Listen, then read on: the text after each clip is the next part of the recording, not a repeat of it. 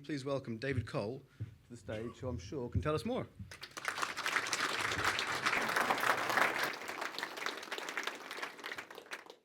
Hi everybody, my name's David Cole. I'm Technical Director at Sandfield Penstock Solutions.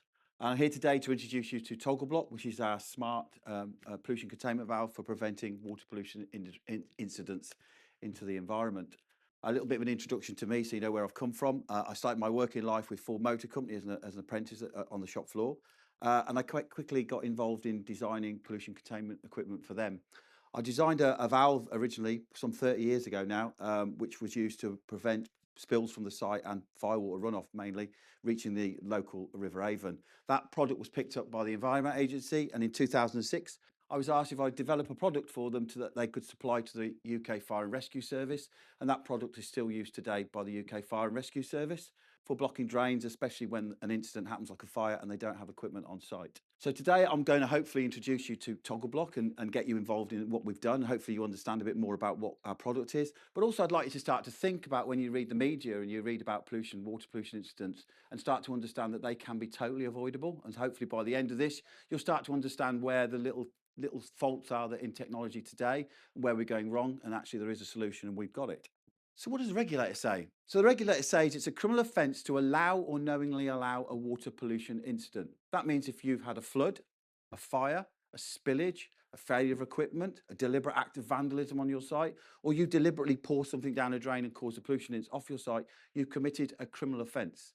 By committing a criminal offence, your insurance is probably invalid. So as soon as it's left your site, there's not many insurance companies want to pay out for your criminal activity.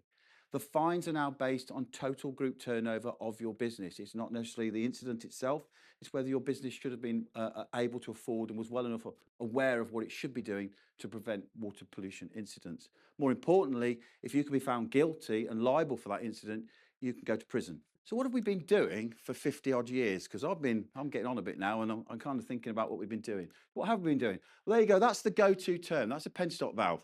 That is what people seem to want to install, and they've been installing them everywhere for 50 odd years. That's your flow control device. The penstock is a flow control device.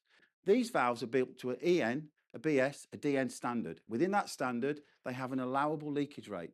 Therefore, they completely conflict with what the regulator expects you to be looking at. And if you're a business and you've fitted those, you have probably fitted a valve that will not prevent a pollution incident. So you're kind of breaking what you've probably tried to achieve. That valve there is on a car plant. It's quite local, actually. It's in the Midlands.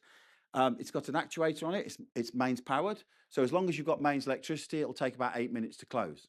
If you lost mains electricity, highly likely when you've got a fire, because that's sometimes they go hand in hand, it'll take about 15 minutes if you're physically fit to turn that little wheel to wind it all the way down. And once it's all the way down, it probably won't stop the flow anyway. Added to that, it'll take you about 35 minutes, 45 minutes to reach that through the environment because it's on the extremes of the site. You've got to walk all the way around to reach it. That's quite common practice. There are 80 million penstocks sold around the world, so it's a big old market. A lot of those are sold for flow control devices, what the valve was originally designed to do. But increasingly, because water pollution is getting high on the list, and certainly the regulators in the UK are forcing businesses to have pollution containment as part of their environmental permitting, they're getting used because nobody's asking the question, does the valve actually work? So why does it really matter? Well, let's go for a nice case study. The foot and mouth outbreak in 2007. So that happened from a Surrey research facility where they had a spillage on site that entered the storm drain, that entered the farmer's field. The livestock then fed from the stream, and that's the foot and mouth outbreak. That's in one. That's how it happened. That decimated the UK farming industry. It damaged the UK's reputation around the world, and it cost the British taxpayer and the farming industry billions of pounds. Could that event have been prevented? Yes, it could. I'm going to introduce you now to our technology. So this is Toggle Block. This is sited actually near Coventry Airport. We're monitoring the water quality, and it's so we've dead stopped within 5 seconds. That's an incident on site that leads into the River Avon.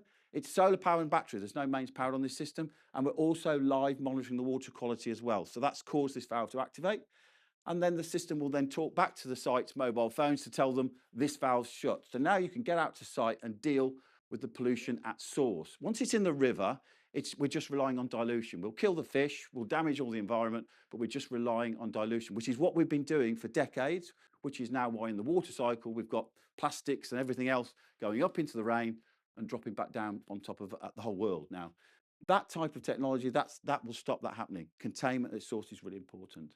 We have valves. So as a small little business, we are based in Stourport. We've got valves everywhere in the UK. We do have valves in Ireland and some in the Netherlands at some data centres. You're never far from one of our valves. In fact, there's here one in Malvern at the Malvern incinerator. I think that's mothballed right now, but we've fitted a valve there. So you're never far away from one bit of our technology.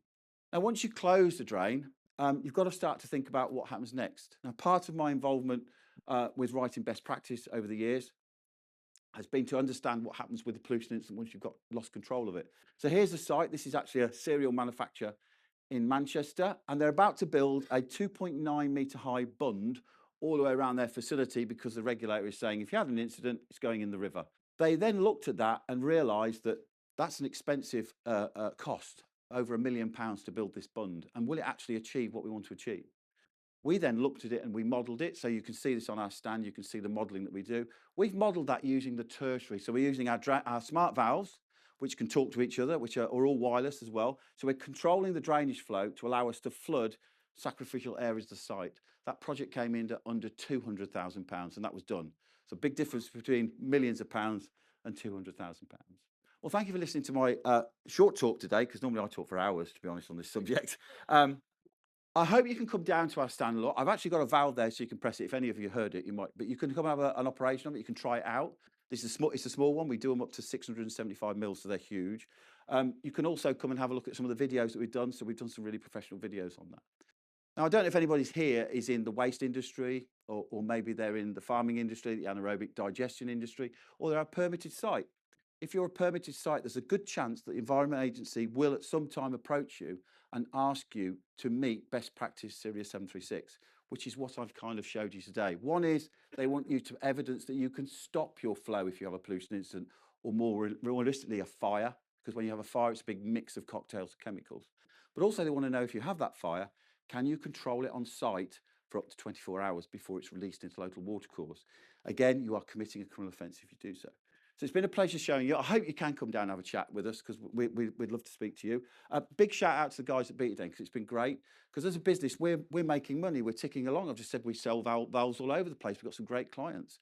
But really, there's an 80 million sales opportunity there. We should be selling around the world, and we don't really know how to do that at the moment. So part of it was the business is obviously to get some ideas. We've had some publications done from the people here on BetaDen in New Civil Engineer. We've produced some fantastic video quality stuff that we've got on the stand now, which is I'm really proud of, because it's the first time that I've ever seen my product, my ideas actually shown by somebody else. So it's been a great experience. I'll be, long may it continue. I hope actually in a year's time I could stand here and tell you our business has grown and now we're selling all around the world rather than just the UK. So thank you. Bye-bye.